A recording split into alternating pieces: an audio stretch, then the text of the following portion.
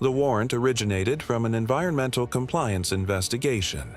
State agricultural inspectors had documented repeated violations at a large-scale poultry processing facility. Improper waste disposal, contaminated runoff, falsified inspection reports.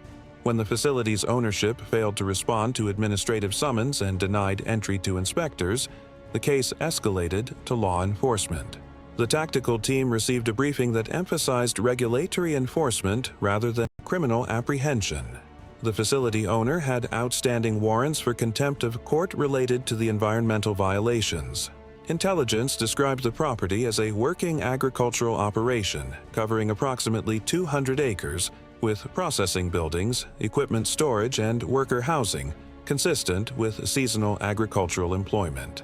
Surveillance had documented normal operational patterns: trucks arriving for product pickup, workers visible in processing areas during daylight hours, nothing suggesting criminal activity beyond the environmental violations that had generated the warrant. The facility employed approximately 60 workers according to tax records, with housing provided for seasonal staff who preferred on-site accommodation. The team prepared for what was classified as a civil warrant service with potential for non-compliance. 12 operators for the primary operation, additional units staged for perimeter security given the property's size. The facility owner had made statements suggesting he would resist regulatory overreach, though no specific threats had been documented. Entry was planned for 0600, before the processing facility began daily operations. The primary objective was to secure the owner for transport on the outstanding warrants and to provide access for environmental inspectors who would document the violations requiring remediation. The convoy approached the property along a rural access road as dawn broke over the surrounding farmland. The facility came into view, a cluster of industrial buildings surrounded by fencing, with smaller structures visible in the distance that surveillance had identified as worker housing. Multiple vehicles were parked near the main processing building. Lights were visible inside, suggesting early morning activity despite the hour. The team deployed according to plan. Entry through the facility's main gate, secondary units positioning to cover the worker housing area and prevent anyone from fleeing the property. The approach was professional, controlled, designed to minimize confrontation while ensuring compliance with the warrant. The facility owner was located in the main processing building's office within 4 minutes of entry. He protested loudly, claiming harassment and government overreach, but offered no physical resistance. He was secured and prepared for transport while the team began systematic documentation of the facility for the environmental inspectors who would follow. Primary objective achieved. The operation appeared to be proceeding exactly as briefed. Then operators clearing the processing floor encountered something that transformed the entire operation: the workers. Approximately 40 individuals were present in the processing area, engaged in various stages of poultry preparation despite the early hour. This itself was not unusual. Agricultural processing often operates extended hours. What was unusual was their reaction to the tactical presence. They didn't run. They didn't protest. They stood frozen, heads down, avoiding eye contact with the operators. Several were visibly trembling. One woman began crying silently, tears streaming down her face while she remained perfectly still. This was not the behavior of workers concerned about immigration status or employment documentation. This was the behavior of people who had learned that drawing attention to themselves resulted in punishment. An operator approached one of the workers, a young man who appeared to be in his early 20s. Speaking slowly and clearly, the operator asked if everyone was okay. The young man didn't respond verbally. Instead, his eyes flicked toward a door at the rear of the processing floor. A quick, furtive glance that communicated more than words could have. The team leader directed operators to that door. It opened onto a corridor leading to what building plans indicated was cold storage and equipment maintenance. The team advanced, uncertain what they would find but increasingly aware that this operation had moved far beyond environmental compliance. The corridor terminated at a heavy steel door with multiple locks. Far more security than cold storage would require. The locks were engaged from the outside. Whatever was behind that door was being kept in, not kept out. When the team breached the door, they discovered the first of what would prove to be multiple confinement areas within the facility. A dormitory. Not worker housing. Confinement. Approximately 30 bunk beds crammed into a space designed for equipment storage. No windows. A single bathroom facility clearly inadequate for the number of occupants. The smell of too many people in too small a space with insufficient sanitation. And on those bunks, approximately 50 individuals. Men, women, and children. Families. People who had been living in this space, locked in at night, released only to work in the processing facility during operational hours. The team immediately called for additional resources: medical, translation services, federal agencies with jurisdiction over human trafficking. What had begun as an environmental warrant service had become a mass rescue operation. As additional units arrived and the scope of the discovery expanded, the full picture of the operation emerged. The poultry processing facility was legitimate in its product. Birds were processed, packaged, and shipped to distributors across the region. But its labor force was anything but legitimate. The workers had been trafficked from multiple countries, promised employment opportunities that would allow them to support families back home. Instead, they found themselves confined to a facility they could not leave, working 18-hour shifts for compensation that never materialized. The facility operated on a debt bondage model. Workers were charged for their transportation to the facility, for their housing, for their food, for their equipment. These charges accumulated faster than any compensation could offset. Workers who had arrived expecting to earn money found themselves perpetually in debt, told they could not leave until their obligations were satisfied.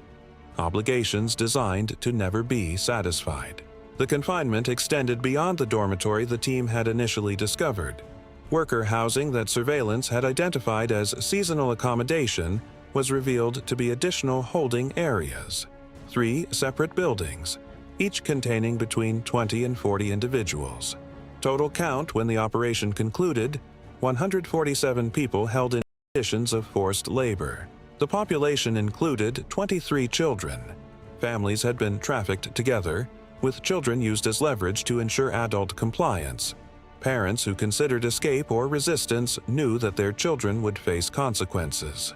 Children as young as 6 had been put to work in age-appropriate tasks within the facility: sorting, cleaning, packaging. Their small hands useful for detailed work, their presence ensuring their parents remained compliant. The working conditions documented by the team were consistent with severe labor exploitation: 18-hour shifts during peak production periods, no days off, inadequate protective equipment for work involving sharp implements and industrial machinery, medical care limited to what could be provided by workers with no formal training. Injuries were common. Infections from untreated wounds were documented in multiple individuals. The food provided to workers was substandard, primarily scraps and rejected product from the processing operation itself. Nutritional deficiencies were evident in medical evaluations. Several children showed signs of developmental delays consistent with chronic malnutrition. The dormitory and housing areas were locked from outside each night. Workers were confined from the end of their shift until the beginning of the next. Armed guards, 3 individuals who were taken into custody along with the facility owner, enforced compliance and prevented escape attempts. Escape attempts had occurred. Workers interviewed during the operation described at least 4 instances where individuals or small groups had attempted to flee the facility. All had been recaptured. The consequences described by witnesses included severe beatings, isolation in a punishment area that investigators would locate in a separate building, and threats against family members. 2 workers were reported to have died during the 3 years the operation had been running. 1 from an untreated medical condition. 1 from injuries sustained during a punishment beating. Their bodies had been buried on the property. Investigators would eventually locate both graves in a wooded area at the edge of the facility's acreage. The facility owner, now facing charges far beyond environmental violations, had operated the trafficking scheme for approximately 3 years. He had connections to recruitment networks in 4 countries, with new workers arriving every few months to replace those who became too ill to work or who had been transferred to other facilities within the network. The network. This single facility was not an isolated operation. Documents recovered from the owner's office indicated connections to at least 6 other agricultural operations across 3 states. Communication records suggested coordination in worker transfers, debt management, and enforcement practices. What the team had discovered was not just a single exploitative employer, it was a node in a regional forced labor network. Federal agencies mobilized based on the evidence recovered. Simultaneous operations at the connected facilities over the following 72 hours would ultimately recover an additional 312 trafficking victims and result in the arrest of 14 individuals involved in network operations. But for the 147 people recovered from that initial facility, the environmental compliance warrant that became a mass rescue, the timing had been critical in ways they could not have known. Documents recovered from the facility indicated that a significant transfer was scheduled for the following week. Approximately 60 workers, those deemed least productive or most likely to cause problems, were scheduled to be moved to other facilities within the network. The destination facilities, investigators would later determine, had even worse conditions than the poultry processing operation. Additionally, several workers had been identified for what the documents termed removal from program. The meaning of this designation was never explicitly documented, but the 2 graves on the property suggested the likely outcome. Workers who became liabilities through illness, injury, or resistance were removed permanently. If the environmental warrant had been executed 1 week later, 60 workers would have been dispersed across the network, their recovery far more complicated. If the warrant had been delayed further, additional removals would likely have occurred. The timing of what began as a regulatory enforcement action prevented outcomes that investigators chose not to speculate about in official reports. The 147 individuals recovered from the facility faced complex paths to recovery.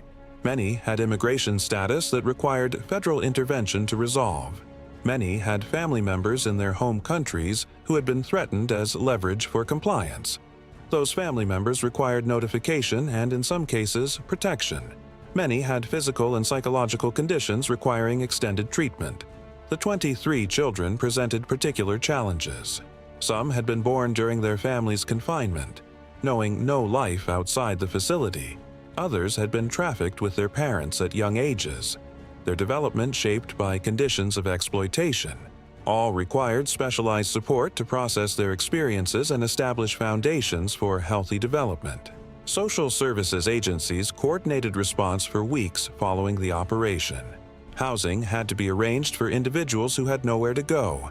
Medical care had to be provided for conditions that had gone untreated for months or years. Legal assistance had to be coordinated for immigration proceedings, victim compensation claims, and potential testimony in criminal prosecutions. The criminal cases that resulted from the operation would take years to fully resolve. The facility owner faced federal human trafficking charges carrying potential life imprisonment. The 3 guards faced similar charges as co-conspirators.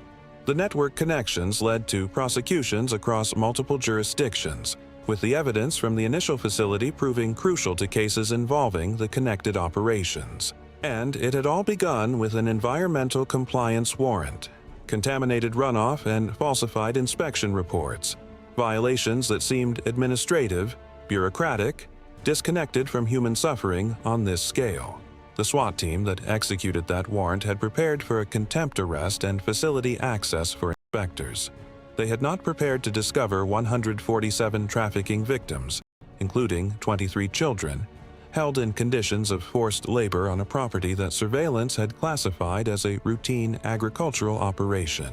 But tactical training prepares for exactly this adaptation.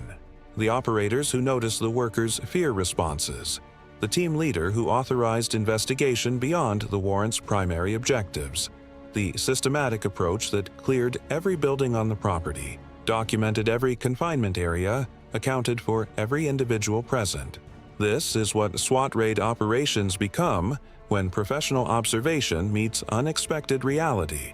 An environmental warrant becomes a trafficking rescue. A poultry processing facility becomes a forced labor camp. A contempt arrest becomes the first step in dismantling a regional exploitation network.